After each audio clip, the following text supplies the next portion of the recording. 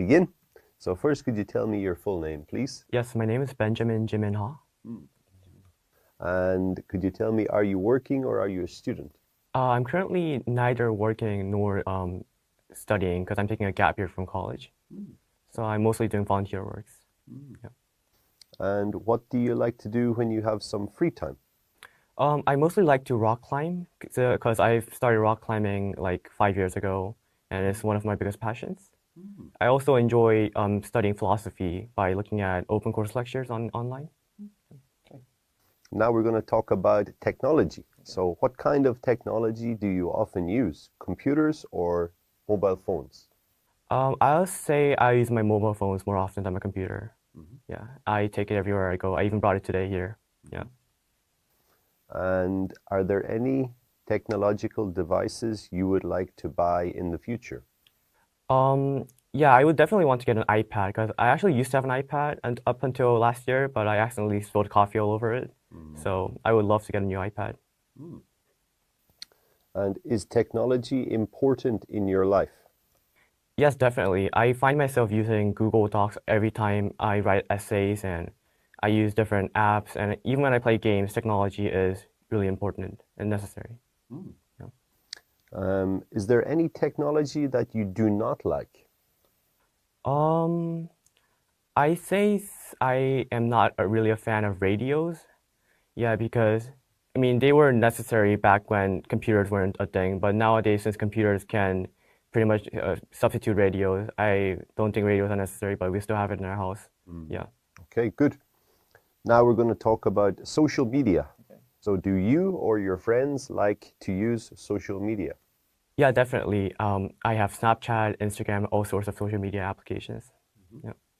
And why do you like using these applications? I say social media is pretty much a new means of communicating between people. So I find myself using the social media chat functions more than calling people or messaging them. And also sharing photos and looking at other people's reactions.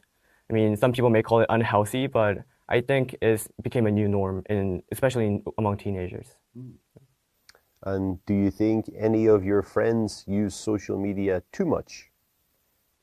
I guess so, because I find some people, if you look at the screen time function on your iPhone, you can see how many hours you've spent on your phone. And some people spend like more than 10 hours a day, and I feel like that is really unhealthy. Yeah. And do you want to work in social media in the future? I am interested in technology like software engineering and computer science.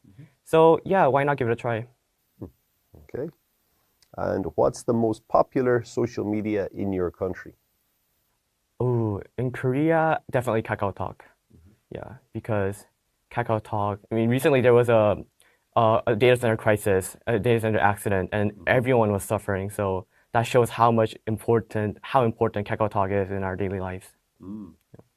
And is there any difference between the way young people use social media and older people use social media? The type of social media applications that people use definitely vary from age to age. Because I find older people using Facebook more often, while younger generation use Snapchat and Instagram. Okay, that'll do us for part one. We'll go on to part two now. All right, here is your question. There's a pencil. So you can have 1 minute now to do some note-taking and prepare. Okay, so yeah, you can begin. Okay, that's 1 minute now, mate. All right, so could you describe a time when you received money as a gift? Yes, so I feel like in Asian countries, giving money as a gift, especially on special holidays like Chuseok or Seollal, is definitely a tradition. I'm not sure on how it started, but I myself received money on holidays when I was young. So yeah, when we receive money, especially in Korea, I feel like it's a custom to reject it at first, say, no, I don't want it, but then your hand just goes forward and gets it. So, and then you say thank you afterwards. I received money, like I said, on Chuseok, Seollal, or whenever I entered a new school. So when I went from elementary school to middle school, to high school, and to college.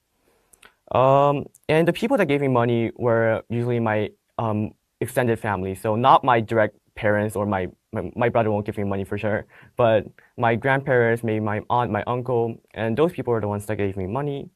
And the reason why they gave me money was, it's just to celebrate a new step in my life, I guess. And I used the money when I was young mostly by buying Lego pieces or buying snacks at the local grocery store. But nowadays, I choose to save some money so that I can buy something big later on, like a car or maybe a new computer. Okay, thank you very much. Now we'll go on to part 3 of the test. Okay. So yeah, why do people rarely use cash nowadays? Cash is just very inconvenient to bring around. So I personally use a card wallet instead of a big cash wallet because it's more convenient to put it in your pocket. And sometimes cash, paper money, rips apart, and it's really difficult to use it when it rips apart. And also, using coins is not really convenient. So I think that's why cards and other means of payment are more often used than cash nowadays. And why do you say coins are inconvenient to use?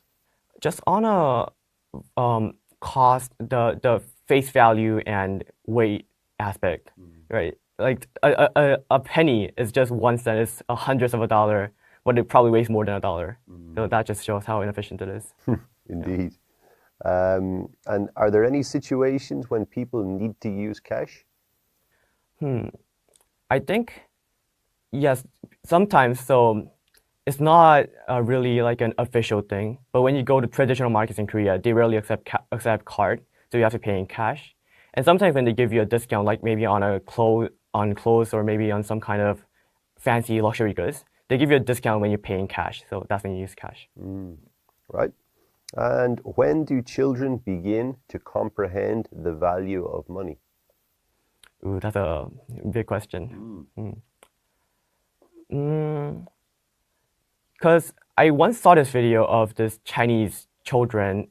They received a lot of Chinese yuan as a gift, but then they ended up using scissors to cut off the people, and they found it really hilarious. And because maybe as children, they might find it more enjoyable to cut off paper money rather than actually use it. So I guess the time when children really start to comprehend the idea of money and the value of it is at least when they go to elementary school, when they start receiving some professional education, and then or when their parents start spending money on their education, like on hagwons. I think that's when they really start to comprehend. And do you think it's parents' responsibility to teach children about the value of money, or should children learn by themselves? I believe that when you're young, your brains haven't really developed fully, so it's your parents' responsibility. That's the reason why they're called guardians, right? They have full responsibility over their children, and they have the responsibility to, among other things, tell their children to comprehend the idea of money. But after you reach a certain age, say like again elementary school, then I guess it's the children's responsibility. And do you think it's a good idea for parents to reward children with money? I guess it's the most efficient way because they don't really have to go through the process of thinking, oh, what would the children like? How would the children use it? Because money can literally buy anything. But what I find among a lot of my, not really my friends, but people in my previous school or other people I see in my community, is that when they start receiving money, especially huge sums of money, starting young age, then they really don't know how to use it effectively. So they would end up just splurging it on a computer, on a Nintendo Switch, and they really don't know how to use money efficiently, and they may lead to their inability to have purchasing ethics when they grow up. Right. And do you think it's a good idea for schools to teach their students about managing their finances?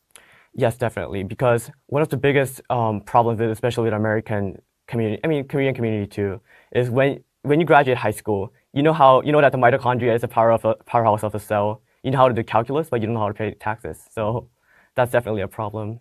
And yeah, high school definitely has to teach how to pay tax and how to use money, how to save money properly. Perfect. Thank you very much. No problem.